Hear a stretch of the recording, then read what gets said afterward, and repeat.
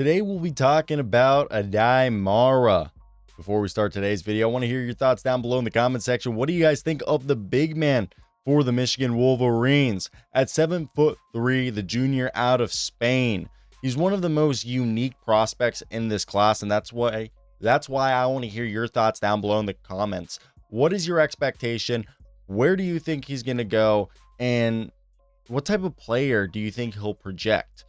And I think he could be a guy that ends up being a guaranteed first round pick. However, because of NIL, if he isn't a top 20 guy, he might get offered more money to stay in college.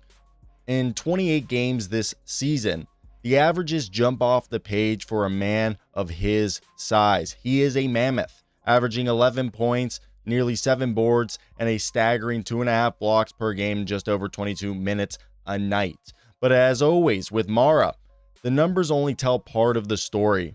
Let's start with what he does great.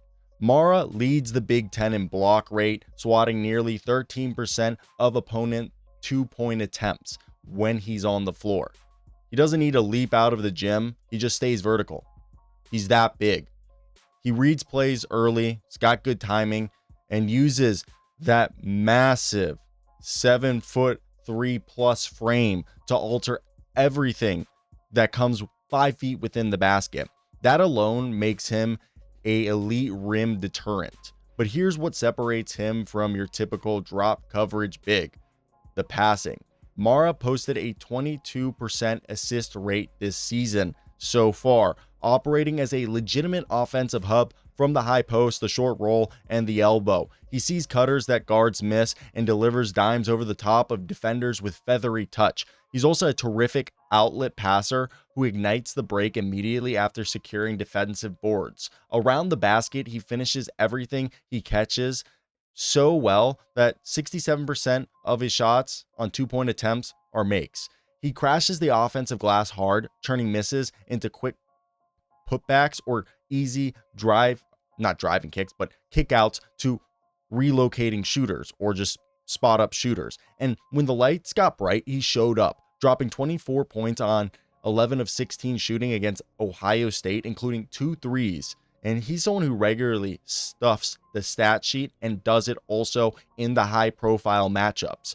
But for all of these great traits, the flaws are impossible to ignore. Start with the free throw shooting, 50.9%. That's a red flag. Even though the 3-point shot looks like it could be there, does that mean there isn't touch? Because I know when you get really big, that's the Taco Fall curse, where the ball is so big, or you're so big, the ball is so small that it feels like you're shooting a volleyball and it becomes hard to ever develop a jump shot.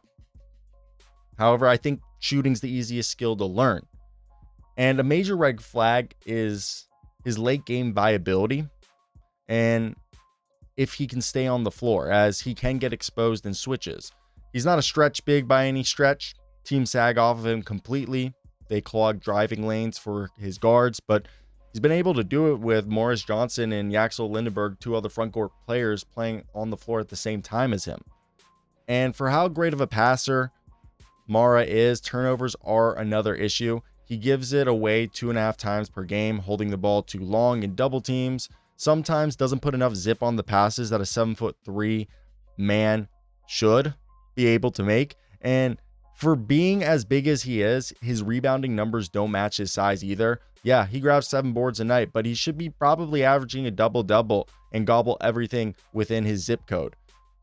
I also think that conditioning and his motor fluctuates, but NBA conditioning is going to have to be something that he works on, as I don't know if he can play more than 25 minutes, 22 minutes in the NBA. And talking about his motor, like the consistency, some nights he looks so dominant, so aggressive, as if he's possessed, and the other nights he fades for stretches. Quicker, smaller bigs drag him out from the rim, and his recovery defense shows that he doesn't have the foot space to recover in space, and his hands can get shaky at times, leading to bobble catches and fumbled passes in traffic or on lobs. Early in the season, bigger physical centers handled him. He fouled out of TCU in just 20 minutes and picked up 5 fouls in multiple games.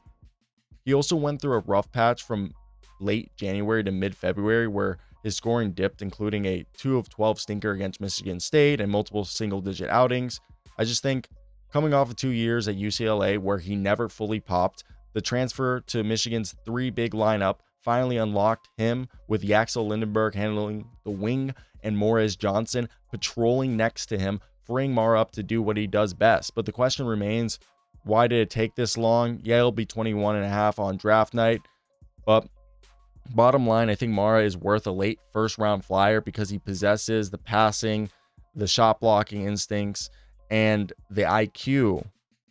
For a man of his size, you don't teach size. And he can anchor an offense as a pass secondary playmaker and be a pretty solid interior defender who will swat anything within his vicinity. And on offense, you can run plays through him on the high post. And at the worst, he's a viable backup big from day one and for the entirety of his career. I think if everything works out well, and if he develops more than being a backup center, is Isaiah Hartenstein a mold of a guy who impacts winning through his rebounding, positioning, IQ, passing, and maybe not just raw swatting shots, but just rim deterrence rather than being a explosive athletic big. So I think that to me makes a lot of sense, and he's going to have a long career and worthy of it. Let me know if you guys agree, like, comment, and subscribe.